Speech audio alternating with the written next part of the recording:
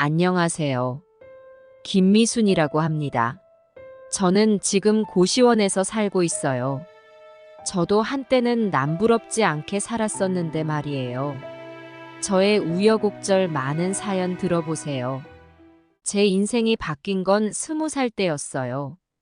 고향 시골을 떠나 서울로 올라온 지 얼마 안 됐을 때죠. 봉제 공장에서 일하면서 하루하루를 버티고 있었어요. 그때는 정말 힘들었어요.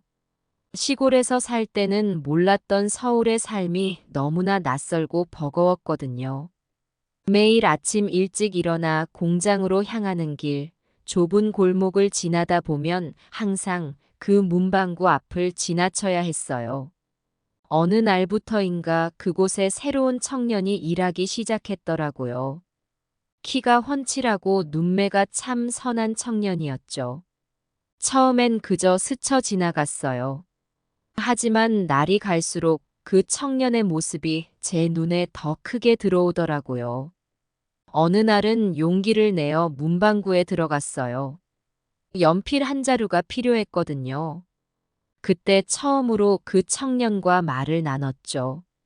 이거 하나만 주세요. 여기 있습니다. 5원이에요. 짧은 대화였지만 그의 목소리가 참 따뜻하다고 느꼈어요. 그 후로 일부러 그 문방구에 들르곤 했죠. 지우개가 필요하다고, 노트가 필요하다고 핑계를 대면서요. 시간이 지나면서 우리는 조금씩 가까워졌어요. 그의 이름은 정수였어요. 저보다 3살 많았죠. 고향도 저와 같은 전라도였어요. 서로의 향수를 달래주는 사이가 되었죠. 어느 날 퇴근길, 정수 씨가 저를 불렀어요. 미순 씨, 저기, 이번 주말에 시간 있으세요? 남는 게 시간이에요. 그럼 같이 남산에 가볼까요? 날도 좋을 것 같은데. 그렇게 우리의 첫 데이트가 시작됐어요. 남산 꼭대기에 올라가 서울 전경을 바라보며 우리는 서로의 꿈에 대해 이야기했죠. 정수 씨는 언젠가 자신만의 가게를 갖고 싶다고 했어요. 저는 행복한 가정을 꾸리는 게 꿈이라고 했고요. 그 후로 우리는 자주 만났어요. 일요일마다 한강에 가서 도시락을 먹기도 하고 남대문 시장을 구경하기도 했죠. 그렇게 2년이 흘렀어요. 어느 날 정수 씨가 제게 청혼을 했어요. 미순아, 나랑 결혼해 줄래? 소박한 청혼이었지만 제겐 그 무엇보다 값진 순간이었어요. 물론 바로 네라고 대답했죠. 그렇게 우리는 결혼을 준비하기 시작했어요. 결혼식은 정말 소박했어요. 양가 부모님과 가까운 친구들만 모시고 작은 예식장에서 올렸죠. 하얀 웨딩드레스를 입은 제 모습을 거울로 바라보며 이제 정말 새 인생이 시작되는구나 생각했어요. 신혼집은 반지하 단칸방이었어요. 좁고 습하긴 했지만 우리에겐 그곳이 전 세계에서 가장 아름다운 궁전 같았죠. 서로를 바라보며 웃는 것만으로도 행복했으니까요. 결혼 후 1년, 우리에게 큰 선물이 찾아왔어요. 제가 임신한 거예요. 너무나 기뻤죠. 하지만 한편으로는 걱정도 되더라고요. 이 좁은 집에서 아이를 어떻게 키우나 싶어서요. 남편은 열심히 일했어요. 문방구 일을 그만두고 택시 운전을 시작했죠. 밤낮 없이 일하는 남편을 보면 안쓰럽기도 했지만 한편으로는 고마웠어요. 그렇게 첫째 아들 재수가 태어났어요. 작고 보드라운 아기의 손을 잡았을 때 세상을 다 가진 것 같은 기분이었어요. 남편도 눈물을 글썽이며 아들을 안았죠. 여보, 고마워. 이렇게 예쁜 아들을 낳아줘서. 재수는 무럭무럭 자랐어요. 첫 걸음마를 뗐을 때, 첫 말을 했을 때, 그 순간들이 아직도 생생해요. 남편은 일이 끝나면 항상 재수와 놀아주었어요. 피곤할 텐데도 아들을 위해 시간을 내는 모습이 참 대단해 보였죠. 재수가 3살이 되던 해, 우리는 둘째를 가졌어요. 이번엔 딸이었죠.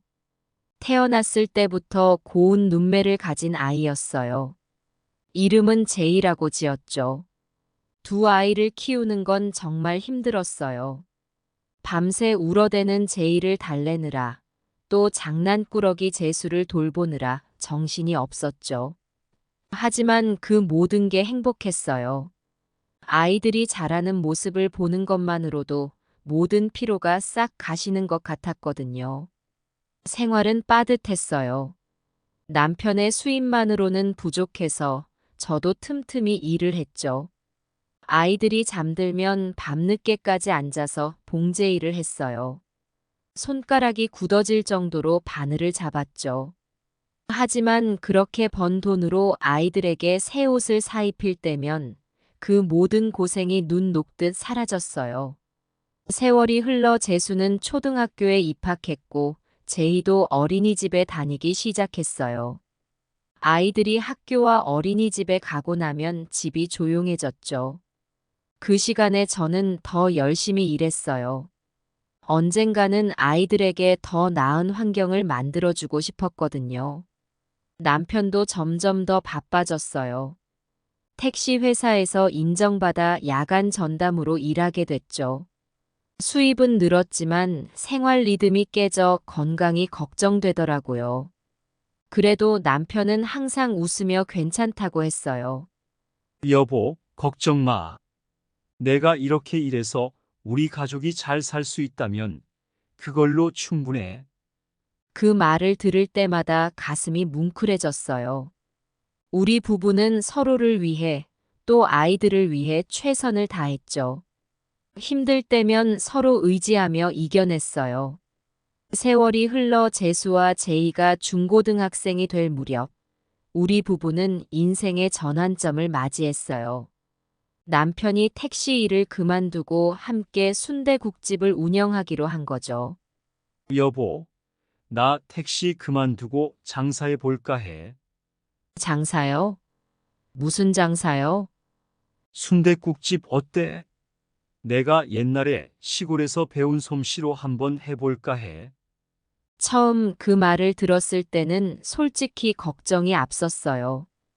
여보, 정말 괜찮을까요? 택시는 안정적인 일자리인데. 열심히 할 거야. 우리 가족의 미래를 위해서. 남편의 굳은 결심을 보고 저도 용기를 냈죠. 우리는 동네 시장 근처에 작은 가게를 얻었어요. 20평 남짓한 공간이었지만 우리에겐 꿈의 시작이었죠. 처음엔 정말 힘들었어요. 장사 경험도 없고 손님도 없어서 매일 적자였죠. 하지만 우리는 포기하지 않았어요. 남편은 새벽부터 일어나 정성껏 순대를 만들고 저는 갖은 양념을 넣어가며 국물 맛을 냈어요. 자식들도 많이 도와줬어요. 재수는 학교 끝나고 오면 설거지를 도맡아 했고 제이는 손님 서빙을 했죠. 가끔은 투정도 부렸지만 그래도 우리 가족이 함께 일한다는 게 참 좋았어요. 엄마, 아빠, 우리 가게 잘 될 거예요. 저희가 있잖아요. 제이가 그렇게 말할 때면 힘이 솟았어요. 그 말이 진심이라고 믿었죠. 점차 단골 손님들이 생기기 시작했어요. 처음엔 한두 명이었는데 입소문을 타고 점점 늘어났죠. 특히 우리 집 순댓국을 맛본 인근 회사 직원들이 점심시간마다 찾아오기 시작하면서 장사가 조금씩 잘 되기 시작했어요. 아주머니 이 순댓국 맛이 정말 좋네요. 어머니 손맛 같아요. 그런 말을 들을 때마다 가슴이 뿌듯했어요. 우리 부부의 정성이 통한 거죠. 시간이 흐르면서 자식들은 대학생이 되었어요. 재수는 경영학과에 들어갔고 제이는 교육대학에 진학했죠. 자식들이 원하는 대로 공부할 수 있게 해준 것이 그렇게 뿌듯할 수가 없었어요. 엄마, 아빠, 정말 고마워요. 열심히 공부해서 꼭 성공할게요. 재수가 그렇게 말할 때면 눈물이 날 것 같았어요. 우리의 고생이 헛되지 않았다는 생각이 들었거든요. 그 무렵 우리 순댓국집은 동네에서 제법 유명해져 있었어요. 주말이면 손님들로 북적였죠. 자식들도 시간 날 때마다 와서 일손을 거들어 줬어요. 제이가 학교 실습을 마치고 돌아와 이런 말을 하더라고요. 엄마, 우리 가게 정말 대단해요. 제 친구들이 다 여기 오고 싶어 해요. 그 말을 들으니 가슴이 벅차올랐어요. 우리 가족이 함께 일구어낸 결실이니까요. 남편도 점점 더 의욕적으로 변했어요. 새로운 메뉴를 개발하겠다며 밤늦게까지 연구하곤 했죠. 덕분에 순댓국 외에도 다양한 음식을 팔 수 있게 되었어요. 여보, 이번에는 순대볶음을 메뉴에 올려볼까? 젊은 손님들이 좋아할 것 같아. 남편의 그런 모습을 보면 다시 한번 사랑에 빠지는 것 같았어요. 재수가 대학을 졸업하고 회사에 취직했을 때 우리 가게는 이미 동네의 명소가 되어 있었어요.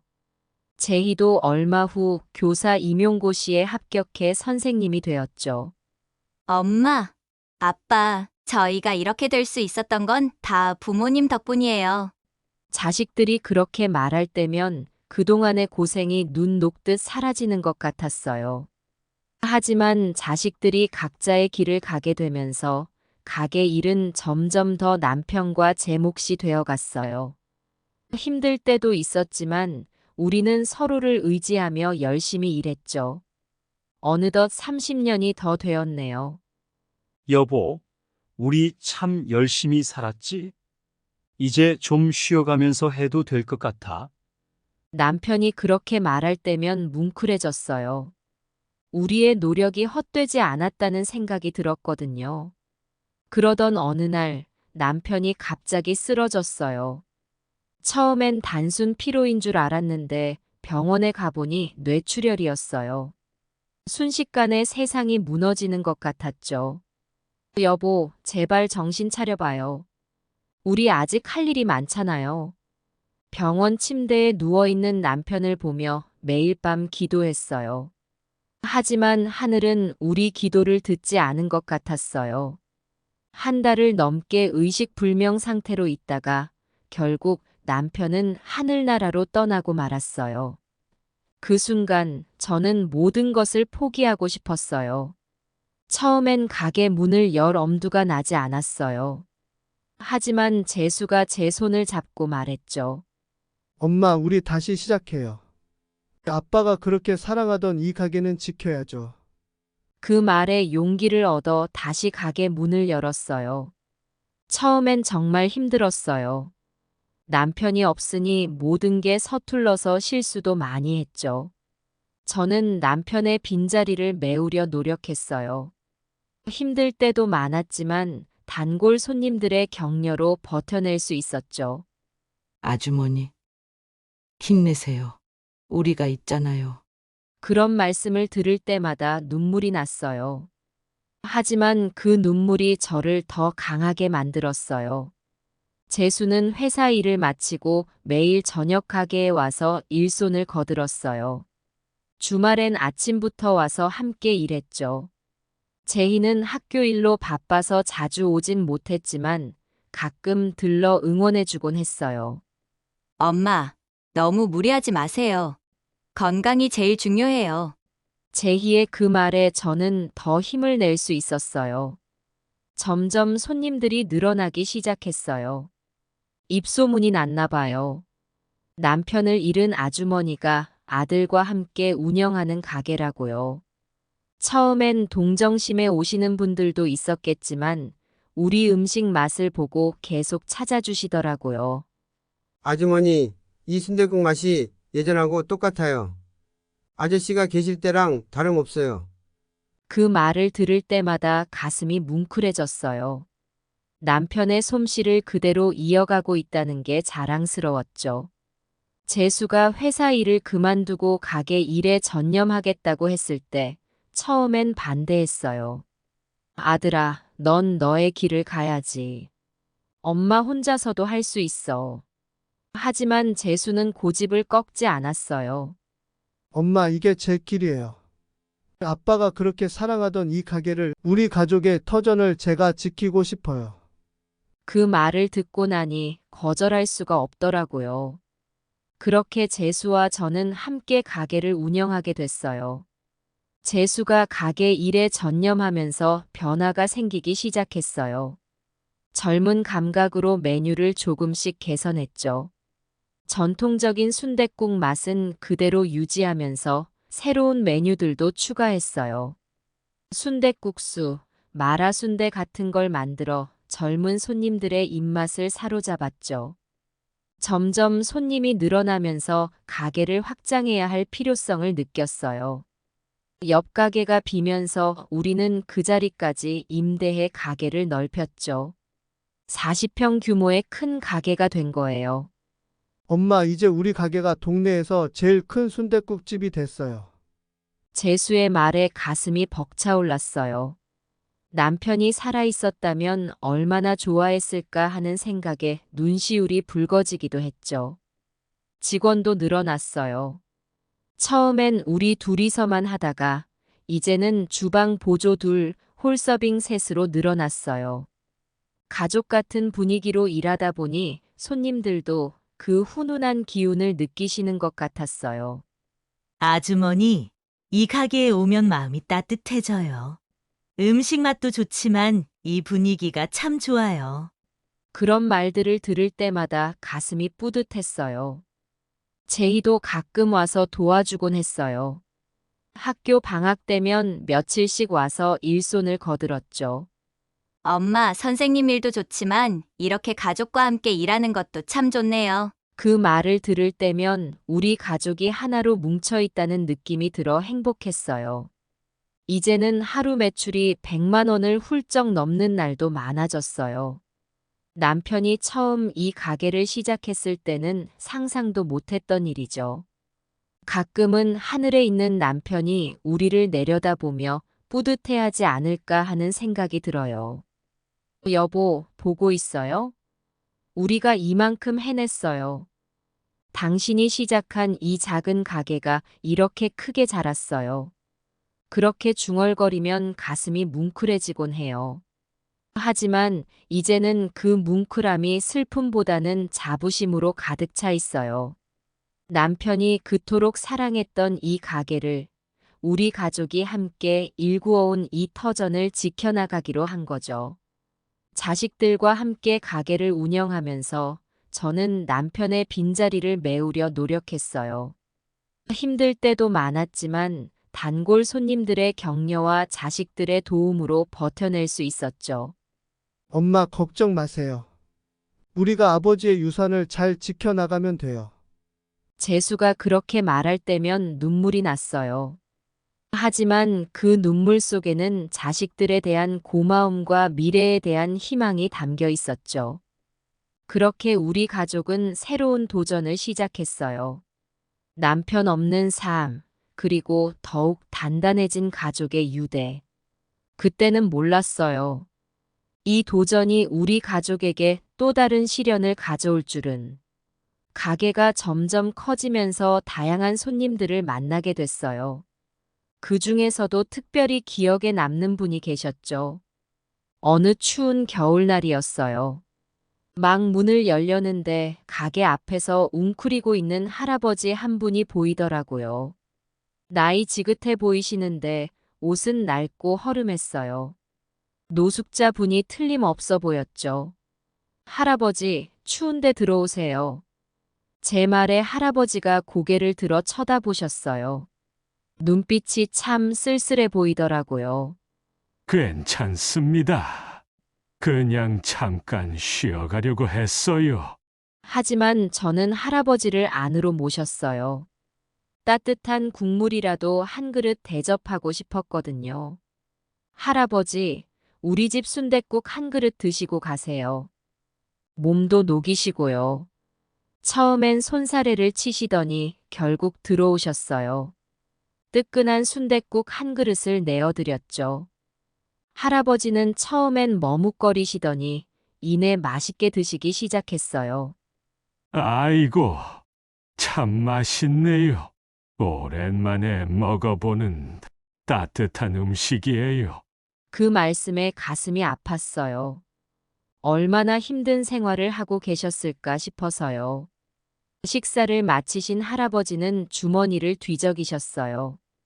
아마 돈을 찾으시는 것 같았죠. 할아버지, 괜찮아요. 오늘은 제가 대접하는 거예요. 할아버지의 눈에 눈물이 고이는 게 보였어요. 정말 고맙습니다. 이런 친절을 받은 지가 참 오래됐네요. 그날 이후로 그 할아버지는 가끔 우리 가게를 찾아오셨어요. 항상 가게 일을 도와주시겠다고 하셨죠.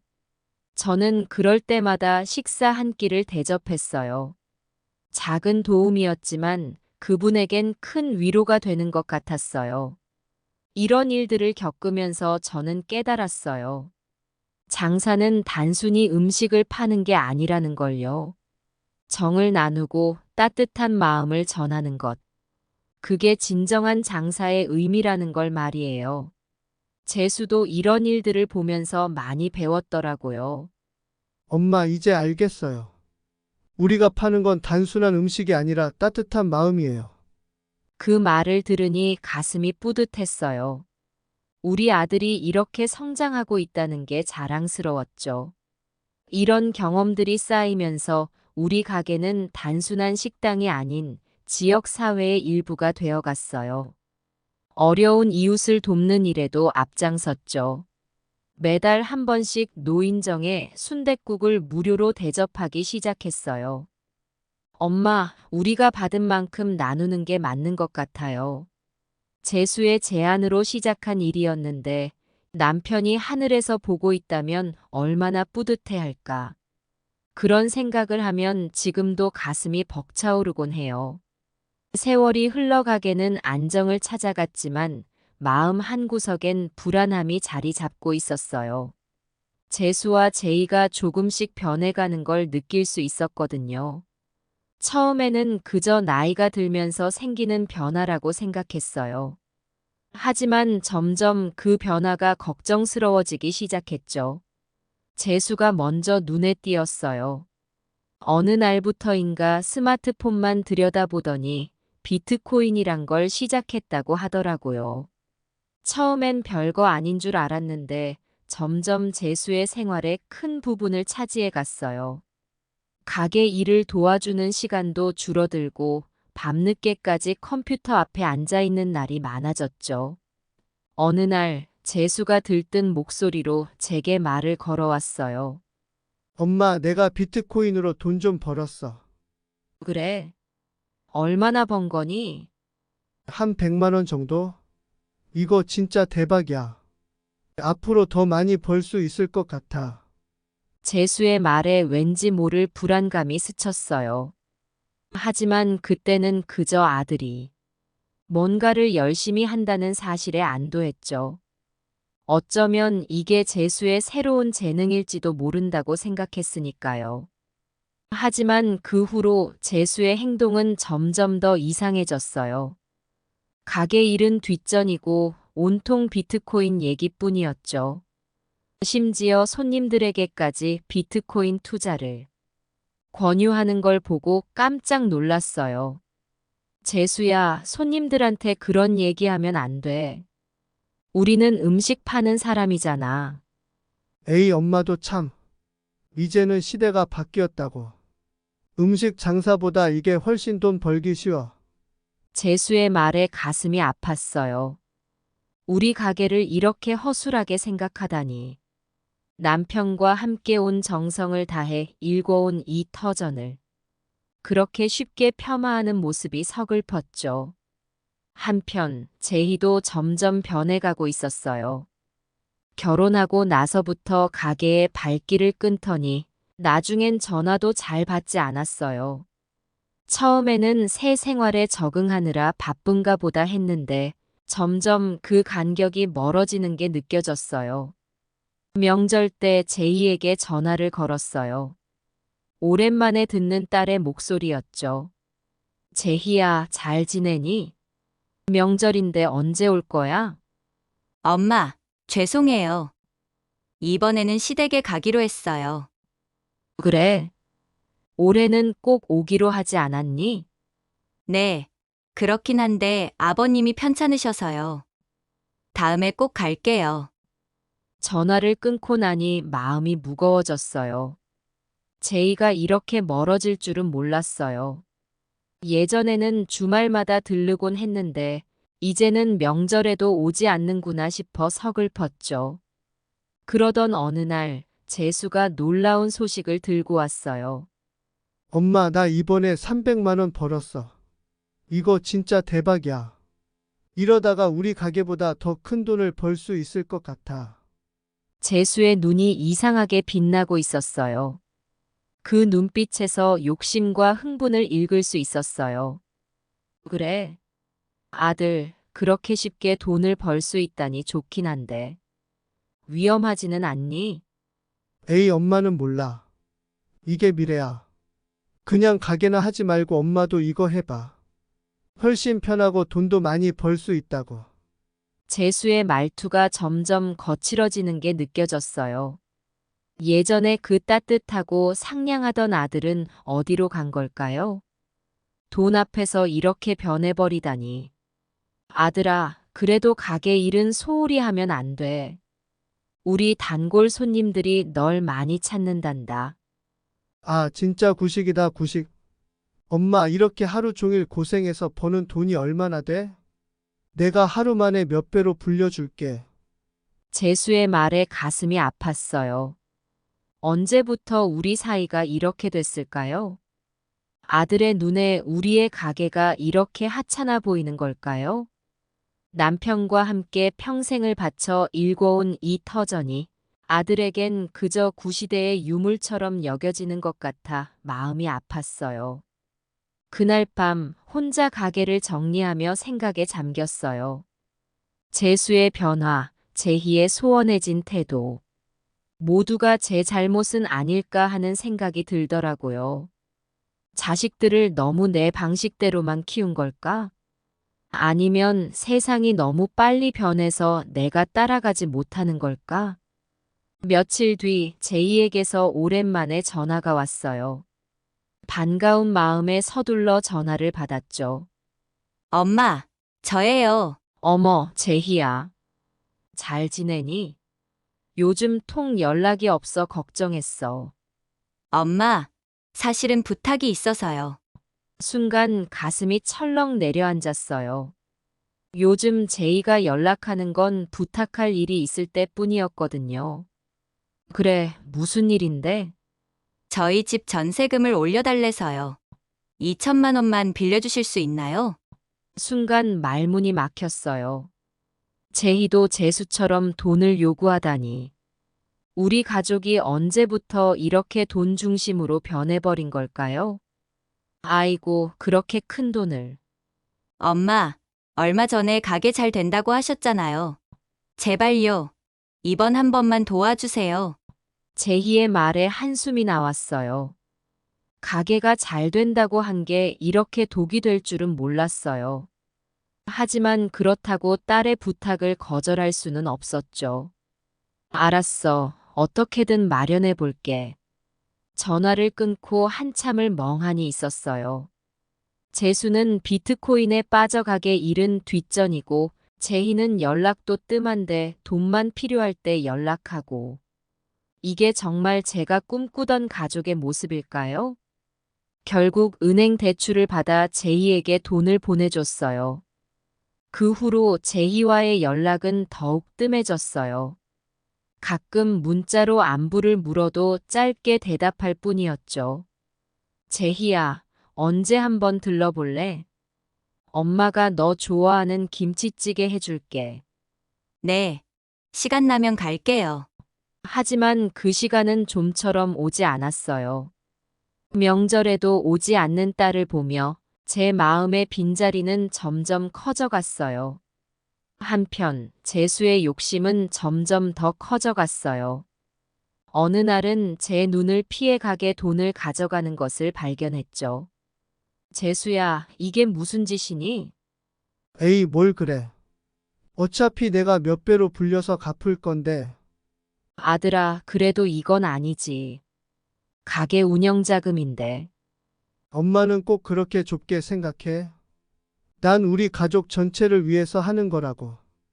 이거 투자해서 대박 나면 평생 놀고 먹을 수 있다고. 재수의 말에 가슴이 아팠어요. 이제는 훔치는 것도 서슴지 않는 우리 아들. 어디서부터 잘못된 걸까요? 남편이 살아있었다면 이런 일은 없었을 텐데. 그 생각을 하니 눈물이 났어요. 재수야, 제발 정신 차려라. 그 돈은 우리 가게, 우리 가족의 생계가 걸린 거야. 너가 그렇게 가져가면 어떻게 장사를 해? 아, 진짜 답답하네. 엄마, 이제 그런 구식 장사 그만하고 나랑 같이 투자하자고. 훨씬 쉽게 돈 벌 수 있다니까. 재수의 말에 절망감이 밀려왔어요. 이제 우리 아들에게 가게는 아무런 의미가 없는 걸까요? 남편과 함께 일구어온 이 터전이, 우리 가족의 추억이 깃든 이곳이 그저 돈벌이 수단으로만 보이는 걸까요? 재수의 변한 모습, 재희의 무심한 태도, 그리고 점점 멀어지는 가족의 관계. 모든 게 제 탓만 같았어요. 어쩌면 제가 너무 구시대적인 걸지도 모르겠다는 생각이 들었어요. 세상은 빠르게 변하는데 저만 그 자리에 멈춰 있는 건 아닐까? 하지만 그렇다고 해서 우리 가게를, 우리 가족의 추억을 모두 포기할 순 없었어요. 다음 날 재수를 불러 진지하게 이야기를 나눴어요. 재수야, 엄마 말 좀 들어봐. 너가 새로운 걸 시도하는 건 좋아. 하지만 그렇다고 우리 가게를 포기할 순 없어. 이건 단순한 돈벌이가 아니라 우리 가족의 역사야. 아빠와 내가 평생을 바쳐 일군 거라고. 엄마, 그래서 내가 그러잖아요. 이제는 시대가 바뀌었다고. 인터넷으로 돈 버는 게 훨씬 쉽고 빠르다니까요. 그래, 너 말도 일리가 있어. 하지만 그게 전부는 아니야. 우리 가게에는 손님들과의 정, 이웃들과의 유대감이 있어. 그건 돈으로 살 수 없는 소중한 것들이라고. 재수는 잠시 생각에 잠기는 듯 했어요. 하지만 곧 다시 고개를 저었죠. 엄마, 그런 감성적인 얘기는 이제 그만해요. 현실을 봐야 해요. 우리가 이렇게 고생해서 버는 돈이 얼마나 돼요? 내가 비트코인으로 번 돈에 비하면 세 발의 피라고요. 재수의 말에 가슴이 아팠어요. 우리 아들이 이렇게 냉정해질 줄은 몰랐어요. 하지만 포기할 순 없었죠. 재수야, 너가 번 그 돈. 정말 안전한 거니? 뉴스에서 비트코인이 위험하다는 얘기도 많이 하던데. 아, 엄마도 참. 그런 뉴스 믿지 마요. 다 기득권 세력들이 우리 같은 평범한 사람들이 돈 버는 걸 방해하려고 하는 거라고요. 재수의 말에 더욱 불안해졌어요. 우리 아들이 이상한 음모론에 빠진 건 아닐까? 그러던 어느 날 재수가 엄청난 요구를 해왔어요. 엄마, 나 5억이 필요해. 뭐라고? 5억이라니. 그게 무슨 소리니? 지금 엄청난 기회가 왔어. 이거 하나면 우리 가족 평생 먹고 살 수 있다고. 순간 눈앞이 캄캄해졌어요. 5억이라니 그게 얼마나 큰 돈인지 알기나 하는 걸까요? 아들아, 그런 큰 돈이 어디 있니? 그러니까 가게를 담보로 대출 받자고. 은행에서 빌리면 돼. 재수의 말에 충격을 받았어요. 평생 일구어온 이 가게를 담보로 한다니. 남편과 함께 꿈꾸던 미래를, 우리 가족의 추억을 모두 걸어야 한다니. 재수야, 그건 안 돼. 이 가게는 우리 가족의 전부야. 이걸 잃으면 우리는 정말 아무것도 없어. 엄마, 왜 그렇게 구시대적인 생각만 해요? 이제는 온라인이 세상을 지배한다고요. 그깟 가게 하나가 뭐라고. 재수의 말에 눈물이 났어요. 우리 아들의 눈에 이 가게가 그렇게 하찮아 보이는 걸까요? 이곳에 깃든 우리 가족의 역사와 추억들이 그저 돈으로만 환산되는 걸까요? 아들아, 제발. 한 번만 더 생각해 보렴. 이 가게는 너네 아빠의 유산이기도 해. 우리가 함께 일구어온. 아, 진짜 듣기 싫어요. 돌아가신 아빠 얘기 그만해요. 지금은 현실을 봐야 한다고요. 엄마, 나 믿어요? 내가 우리 가족 책임질게요. 이번 한 번만 도와주면 돼요. 재수의 눈빛이 간절했어요. 하지만 동시에 그 눈빛에서 광기 같은 것도 느껴졌죠. 며칠을 고민했어요. 밤잠을 설쳐가며 괴로워했죠. 한편으로는 재수 말대로 시대가 변한 걸까, 내가 너무 구식인 걸까 하는 생각도 들었어요. 하지만 다른 한편으로는 이 가게에 대한 애착을 버릴 수 없었죠. 이곳은 단순한 건물이 아니에요.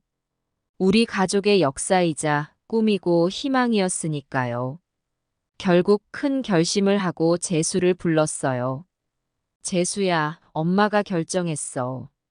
너 말대로 해보자. 정말요? 엄마 고마워요. 엄마, 저 믿고 따라와만 주세요. 우리 가족 인생 역전시켜 드릴게요. 재수의 환호성을 들으며 제 가슴은 무거워졌어요. 과연 이게 옳은 선택일까 하는 의문이 계속 맴돌았죠. 은행에 가서 가게를 담보로 대출을 받았어요. 큰 돈을 받아들고 나니 몸이 떨리더라고요. 자, 여기 있다. 아들아, 부탁이니 이번엔 꼭 성공해야 해. 물론이죠. 엄마 곧 볼 테니까. 우리 가족 인생 바뀌는 거 직접 보게 될 거예요. 그 말을 마지막으로 재수는 돈을 들고 사라졌어요. 처음 며칠은 연락이 왔어요. 돈을 어떻게 투자했는지, 얼마나 수익이 날 것 같은지. 재수의 목소리에서 자신감이 넘쳤죠. 하지만 점점 연락이 뜸해졌어요. 일주일, 보름. 시간이 지날수록 불안감은 커져갔어요. 재수야, 어떻게 돼가고 있니? 아, 엄마.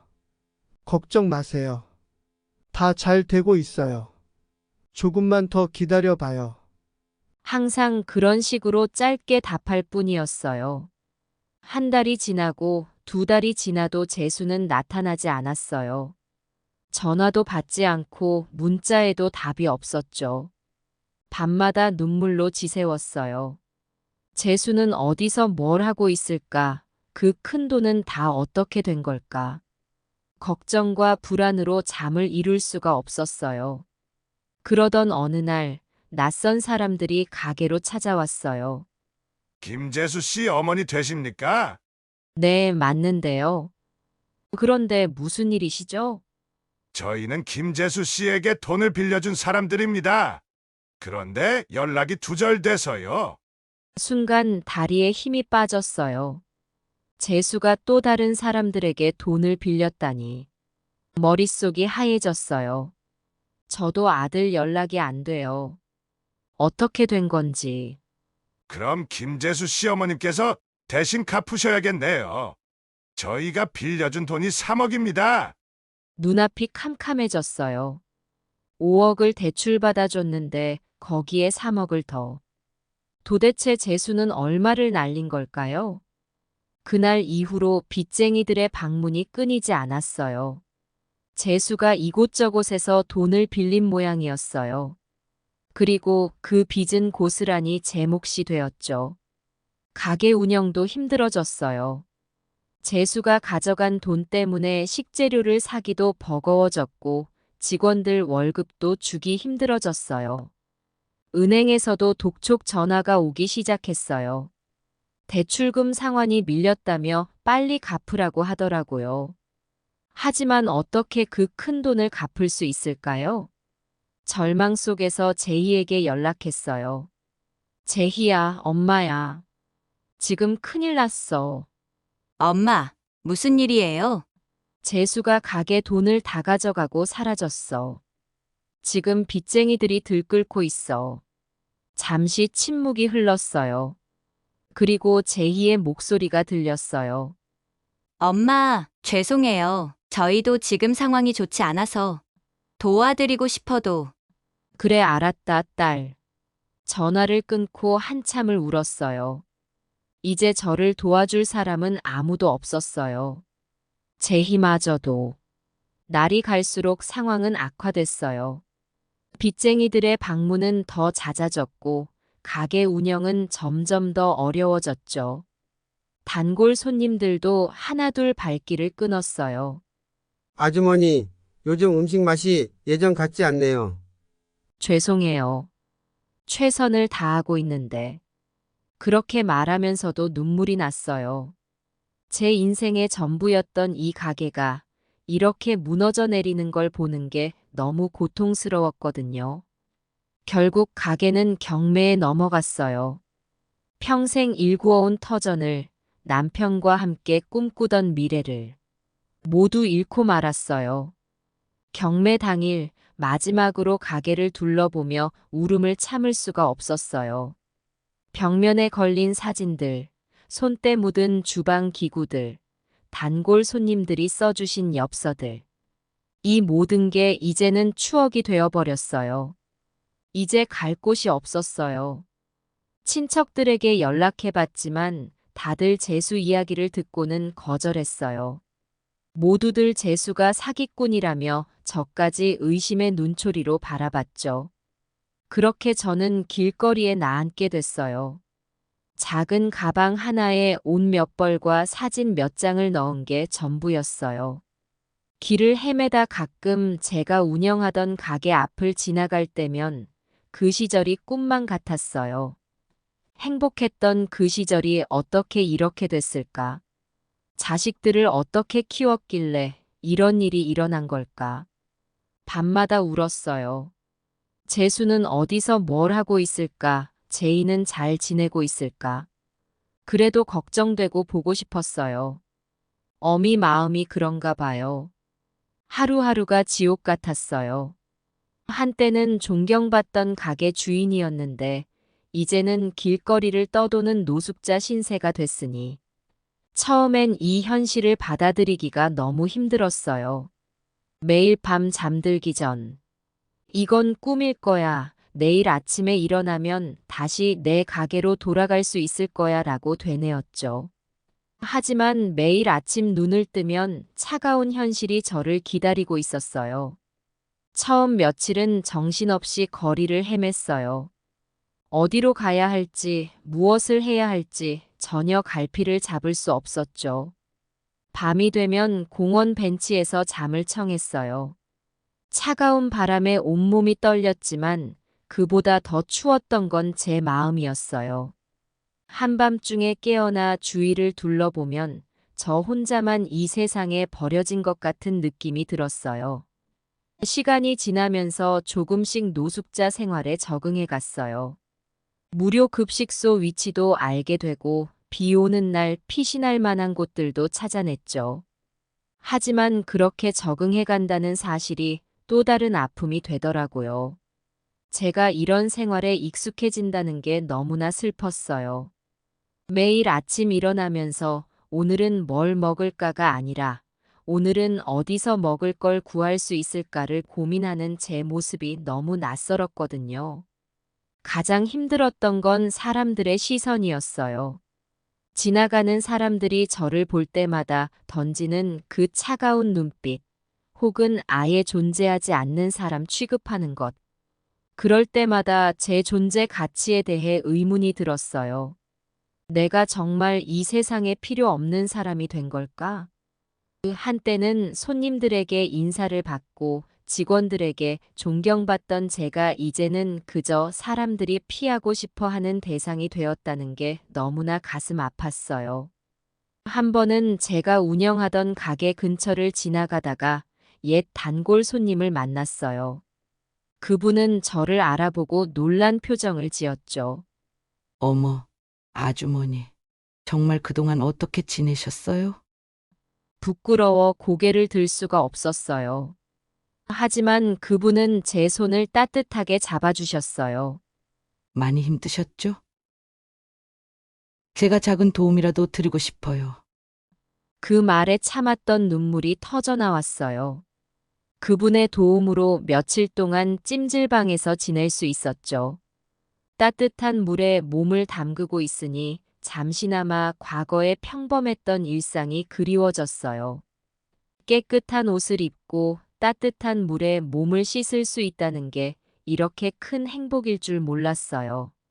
하지만 동시에 이런 평범한 일상이 이제는 저에게 특별한 경험이 되어버렸다는 사실에 가슴이 아팠죠. 하지만 그런 도움도 잠시뿐 다시 거리로 나와야 했어요. 매일 아침 일찍 일어나 폐지를 주었어요. 힘들고 고된 일이었지만 그래도 뭔가 하고 있다는 느낌, 살아있다는 느낌이 들어 계속했죠. 처음에는 무거운 폐지 더미를 끌고 다니는 게 너무 힘들었어요. 허리도 아프고 손에는 굳은 살이 박였죠. 하지만 그렇게라도 제 힘으로 무언가를 할 수 있다는 게 작은 위안이 되었어요. 가끔은 지나가는 사람들에게 동전을 구걸하기도 했어요. 처음엔 너무나 부끄럽고 자존심 상하는 일이었지만 배고픔 앞에서는 그런 것들이 무의미해지더라고요. 한때 제가 운영하던 가게 앞에서 손님들을 맞이하던 제가 이제는 그 손님들에게 구걸을 하고 있다는 현실이 너무나 비참하게 느껴졌어요. 죄송합니다만 혹시 1,000원만 주실 수 있을까요? 대부분의 사람들은 모른 척 지나갔지만 가끔 동전 몇 개를 건네주는 분들도 있었어요. 그럴 때마다 감사 인사를 드리면서도 한편으로는 눈물이 났어요. 제가 이렇게까지 살아야 하나 싶어서요. 때로는 저를 도와주는 사람들의 얼굴에서 연민의 표정을 읽을 수 있었어요. 그 표정을 볼 때마다 가슴이 무너지는 것 같았죠. 추운 겨울밤이면 정말 죽고 싶다는 생각이 들었어요. 온몸이 얼어붙는 것 같은 고통 속에서 차라리 이대로 눈을 감고 싶다는 생각을 수없이 했죠. 하지만 그때마다 재수와 제이 얼굴이 떠올랐어요. 아직 살아있다는 걸 알려주고 싶었거든요. 자식들에 대한 그리움과 원망이 뒤섞인 복잡한 감정이 가슴을 아프게 했어요. 그래도 언젠가는 다시 만날 수 있을 거라는 희미한 희망이 저를 버티게 해주었죠. 봄이 되고 날씨가 조금씩 풀리자 마음도 조금은 가벼워졌어요. 공원에서 자는 것도 한결 수월해졌고 길거리에서 보내는 시간도 덜 고통스러웠죠. 하지만 여전히 미래는 보이지 않았어요. 봄꽃이 피어나는 걸 보면서도 제 인생의 봄은 이미 지나가 버린 것 같아 서글펐어요. 어느 날 골목길에서 폐지를 줍고 있는데 한 사람이 다가왔어요. 처음에는 누군가 저를 쫓아내려 하는 건가 싶어 겁이 났어요. 하지만 가까이서 보니 제가 순대국집을 할 때 식사를 대접해드렸던 노숙자 할아버지였어요. 그 순간 과거의 기억이 물밀듯이 밀려왔어요. 아주머니, 정말 아주머니 맞으시죠? 할아버지의 목소리에 제 눈에서는 눈물이 흘러내렸어요. 누군가가 저를 알아봐 준다는 것만으로도 감격스러웠거든요. 네, 맞아요. 제가 옛날에 순대국집을 했었죠. 그러셨죠? 제가 어떻게 잊을 수 있겠어요? 아주머니가 주신 그 따뜻한 국물 덕분에 저는 살아남을 수 있었어요. 할아버지의 말씀에 가슴이 뭉클해졌어요. 그때는 제가 베푸는 입장이었는데 이제는 제가 그 자리에 있다니. 인생이 참 무상하다는 생각이 들었죠. 할아버지, 저도 이제 이렇게 됐네요. 세상 일이 어떻게 될지 모르는 거죠. 하지만 아주머니, 절대 포기하지 마세요. 저도 그때 아주머니 덕분에 다시 일어설 수 있었어요. 할아버지의 말씀에 조금은 위안이 됐어요. 하지만 동시에 부끄러움도 느꼈죠. 제가 지금 얼마나 초라해 보일까 하는 생각에 아주머니, 지금 어디서 지내고 계세요? 저는 그냥 여기저기서요. 제 대답을 들은 할아버지의 얼굴에 안타까움이 가득했어요. 그러시면 안 돼요. 제가 아는 고시원이 있는데 거기서 지내시는 게 어떠세요? 월세는 제가 내드릴게요. 할아버지의 제안에 깜짝 놀랐어요.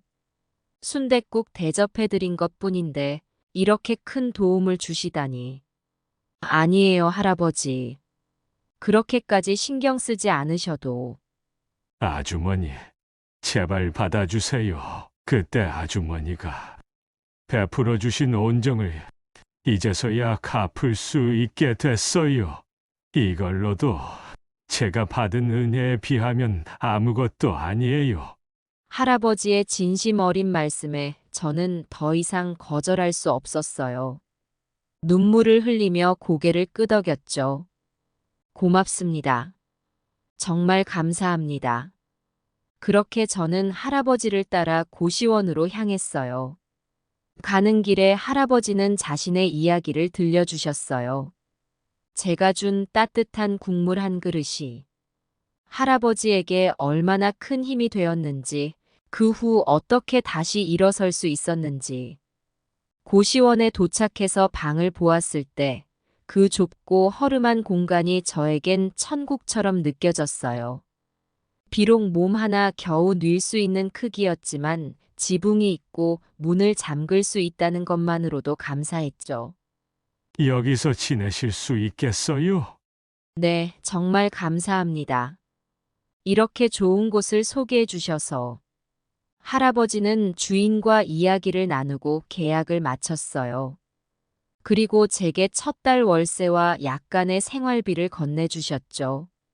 아주머니, 이걸로 당분간은 버티실 수 있을 거예요. 제발 포기하지 마시고 다시 일어서세요. 할아버지의 말씀에 저는 고개를 숙이고 울음을 터뜨렸어요. 세상에 이런 따뜻한 마음을 가진 분이 있다는 것에 감사하면서 동시에 제 처지가 너무나 서글펐거든요. 정말 감사합니다. 제가 어떻게 이 은혜를 갚아야 할지. 아주머니, 은혜는 갚는 게 아니라 나누는 거예요. 아주머니도 언젠가 누군가를 도울 수 있을 거예요. 그때 제가 해드린 것처럼 그분을 도와주세요. 할아버지의 말씀에 저는 고개를 끄덕였어요. 그리고 마음속으로 다짐했죠. 언젠가 저도 누군가에게 이런 따뜻한 마음을 전할 수 있기를. 그날 밤 오랜만에 편안히 잠을 잘 수 있었어요. 비록 앞으로의 삶이 여전히 불투명하지만 작은 희망이 생긴 것 같았죠. 이제 다시 시작할 수 있을 것 같다는 용기가 생겼어요. 다음 날 아침 일찍 일어나 고시원 주변을 돌아다녔어요. 혹시 일자리를 구할 수 있을까 하는 마음으로요. 비록 당장은 아무것도 찾지 못했지만 그래도 포기하지 않기로 했어요. 며칠을 그렇게 지내다 보니 근처 식당에서 설거지 아르바이트를 구할 수 있었어요. 비록 작은 일이지만 제 힘으로 돈을 벌 수 있다는 게 너무나 감사했죠. 매일 아침 일어나 일하러 가는 길이 행복하게 느껴졌어요. 이제는 작은 희망이 생겼어요. 언젠가는 다시 일어설 수 있을 거예요. 그리고 그때 자식들을 다시 만날 수 있겠죠. 지금은 비록 힘들지만 이 시간들이 제게 큰 깨달음을 주고 있어요. 삶의 소중함, 작은 친절의 힘, 그리고 포기하지 않는 마음의 중요성을. 이 모든 것들이 저를 더 강하게 만들고 있답니다. 어느 날 식당에서 설거지를 하고 있는데 TV에서 뉴스가 나왔어요. 비트코인이 하락하고 있다는 뉴스요. 순간 가슴이 철렁 내려앉았어요. 재수가 떠올랐거든요. 비트코인 가격이 폭락하면서 많은 투자자들이 막대한 손실을 입고 있습니다. 일부 투자자들은 전 재산을 잃고 극단적인 선택을 하는 경우도 있어 뉴스를 들으며 재수와 제이 생각이 났어요. 처음엔 걱정이 됐지만 곧 마음을 다잡았죠. 재수야, 비트코인으로 힘들어하고 있을지도 모르겠다만 넌 항상 똑똑했으니 잘 헤쳐나갈 거야. 제희야, 시댁에서 어려움이 있더라도 너의 착한 마음으로 잘 극복할 수 있을 거야. 이제 저는 제 삶에 충실하려 해요. 자식들 걱정보다는 제가 더 나은 사람이 되는데 집중하려고요. 언젠가 우리가 다시 만나게 될 때 자랑스러운 엄마가 되어 있고 싶어요. 그렇게 마음먹으니 오히려 마음이 가벼워지는 것 같아요. 이제 저는 제 길을 가려 합니다. 더 나은 내일을 향해 한 걸음씩 나아가려고요.